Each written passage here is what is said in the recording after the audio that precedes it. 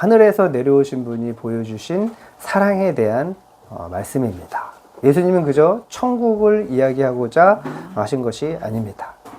하늘의 사랑이 어떻게 이 땅에 내려왔는지, 그리고 그 사랑이 우리를 어떻게 구원하는지 보여주신 것입니다. 그래서 오늘 우리는 우리의 현실적인 삶 가운데 보이지 않는 하늘의 이야기가 어떻게 빛이 되는지 살펴보고자 합니다. 자, 한 젊은 천문학자에 대한 흥미로운 기사가 있었습니다. 그는 누구보다 밤하늘을 열심히 많이 연구를 했다고 합니다. 그러나 정작 별빛을 직접 본 적은 없었다는 거예요.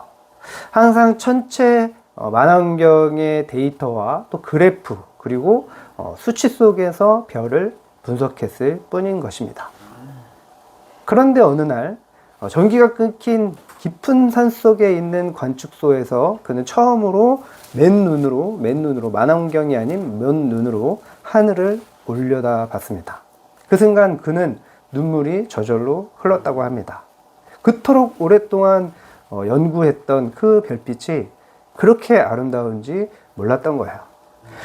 그는 그날 일기장에 이렇게 썼습니다. 나는 별을 아는 사람이 아니라 별의 아름다움을 잃은 사람이었다. 니고데모도 이와 같은 사람이었습니다.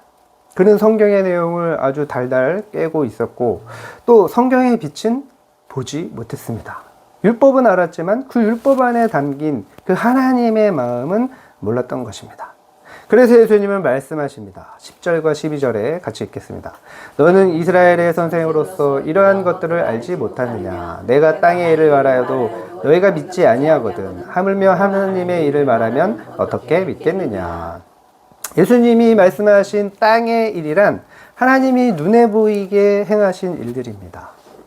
어떤 기적과 회복, 그리고 말씀과 사랑의 역사 같은 것을 말하는 거죠. 하나님이 이 땅에서 이미 보여주신 증거들인 겁니다. 그러나 니고데모는 그러한 것들을 봤음에도 불구하고 제대로 믿지 않았습니다. 그는 보이는 일조차 제대로 믿지 못하면서 보이지 않는 하늘의 일, 그리고 하나님의 구원 계획을 이해하려고 했던 것입니다. C.S. 루이스는 순전한 기독교에서 이렇게 말했습니다. 하나님을 이해하려는 노력은 어둠 속에서 태양빛을 분석하려는 것과 같다.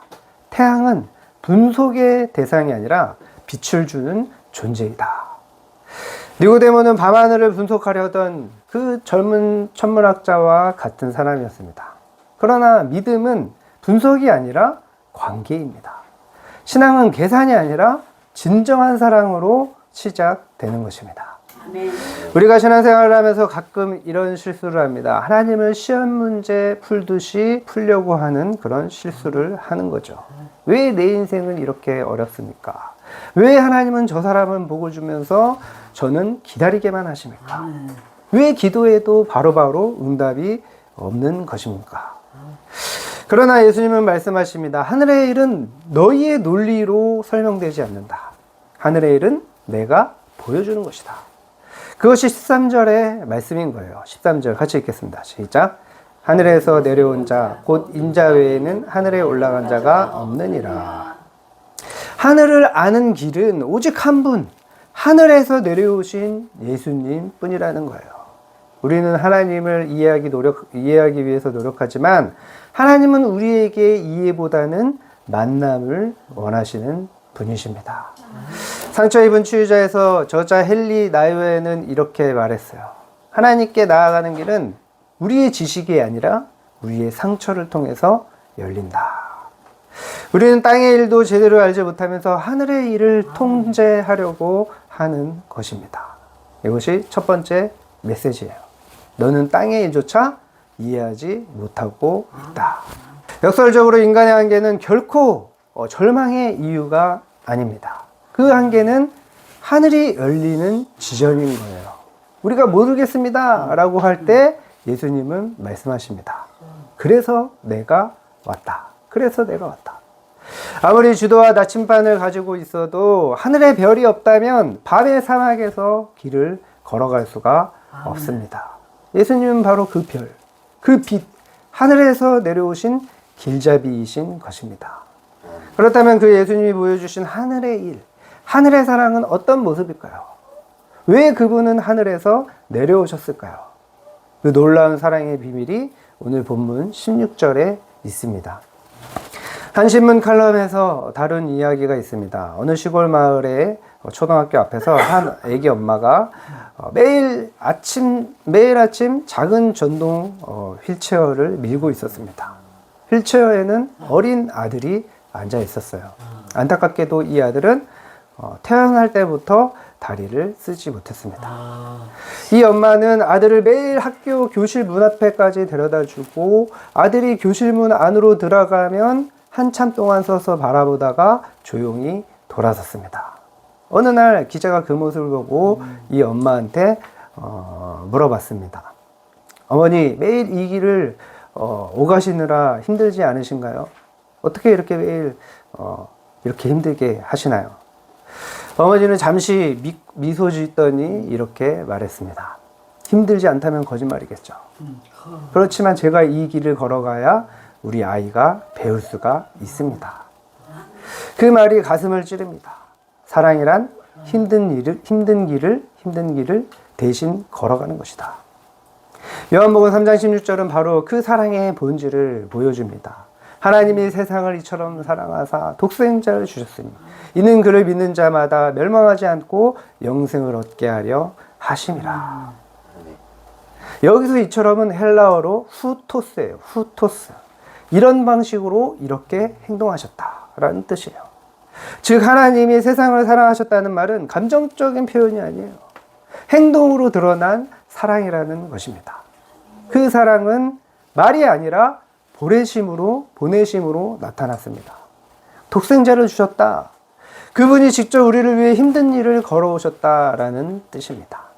하나님의 사랑은 그저 힘내라, 잘 될 거야, 앞으로 잘 될 거야, 그렇게 격려하는 사랑이 아닌 거예요. 흙먼지 나는 길 위로 내려와서 우리 옆에서 함께 걸어주시는 참 사랑입니다. 세상은 아무리 아름다워 보여도 조건 있는 사랑을 하죠. 조건적인 사랑을 해요. 성공하면 사랑하겠다. 착하면 사랑한다. 나에게 잘해야 사랑한다. 나에게 맞아야 사랑한다. 나와 맞아야 사랑한다. 그러나 하나님의 사랑은 그 반대입니다. 사랑하기 때문에 구원하신다. 사랑하기 때문에 포기하지 않으신다. 사랑하기 때문에 십자가에 달리셨다. 도스토옙스키는 죄와벌레라는 책에서 이렇게 말했습니다. 진정한 사랑은 타인의 죄를 대신 짊어지는 고통이다. 타인의 죄를 대신 짊어지는 고통이다. 예수님은 그렇게 하셨어요. 하늘의 영광을 버리고 인간의 고통 속으로 내려오셨습니다. 우리의 죄를 대신 지시고 대신 죽으셨어요. 그것이 바로 요한복음 3장 17절의 말씀이에요. 다 같이 읽겠습니다. 시작. 하나님이 그 아들을 세상에 보내신 것은 세상을 심판하려 하심이 아니요 그로 말미암아 세상이 구원을 받게 하려 하심이라. 예수님은 말씀하십니다. 하나님은 죄인을 구원하시기 위해 오셨다. 나는 죄인을 구원하기 위해 왔다. 하나님의 사랑은 심판을 위한 사랑이 아닙니다. 심판을 대신 받으신 사랑이에요. 그분은 하늘에서 우리를 바라보면서 이리 올라와라 그렇게 하지 않으십니다. 오히려 우리 곁으로 내려오셔서 내가 길이 되어주겠다 라고 말씀하셨습니다. 아이를 낳아본 어머니는 압니다. 사랑이란 편안하고 깨끗한 곳에 머무는 것이 아니라 불편하고 지저분하더라도 아이의 울음이 들리는 곳으로 달려가는 것이다. 하나님의 사랑은 그보다 더 깊습니다. 우리를 향한 하나님의 사랑은 하늘의 영광을 버리고 십자가의 고통을 택한 사랑인 거예요. 철학자 키에르케고르는 이렇게 말했습니다. 신은 인간을 너무 사랑하셨기에 인간의 언어로 말하고 인간의 고통 속으로 들어오셨다. 그 사랑이 바로 요한복음 3장 16절의 사랑입니다. 하나님은 세상을 이렇게 사랑하셨습니다. 그분이 직접 오셨습니다. 그분이 대신 죽으셨습니다. 그분이 우리를 살리셨습니다.